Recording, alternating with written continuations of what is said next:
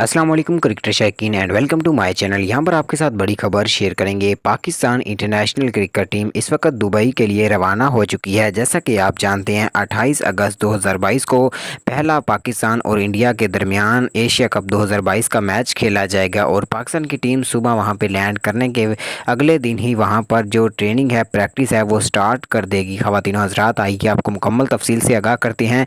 इस वीडियो को आखिर तक लाजमी देखते रहिएगा। वीडियो को लाइक और चैनल को लाजमी सब्सक्राइब कर दीजिएगा। पाकिस्तान क्रिकेट टीम में के स्क्वाड में क्या तब्दीलियां हुई हैं वो भी आपको बताते हैं। सबसे पहली तब्दीली आपको बताते चलें कि शाहीन शाह अफरीदी को इंजरी की वजह से स्क्वाड का हिस्सा नहीं बनाया गया और उनके मुतबादल जो है हसनैन को इस टीम में शामिल किया गया है। और अभी तक जो चांसेस हैं मोहम्मद आमिर के, वो बिल्कुल नहीं बताए जा रहे, चूँकि मोहम्मद आमिर ने ये ऐलान किया है कि मैं वेट करूँगा पीसीबी के चेयरमैन का कि वो मुझे मैसेज दें और मैं पाकिस्तान टीम में खेलना चाहता हूँ। ख़वातीन और हज़रात, मोहम्मद आमिर के बारे में आपका क्या ख्याल है कि उनको शामिल करना चाहिए या नहीं? कमेंट सेक्शन में ज़रूर बताइएगा।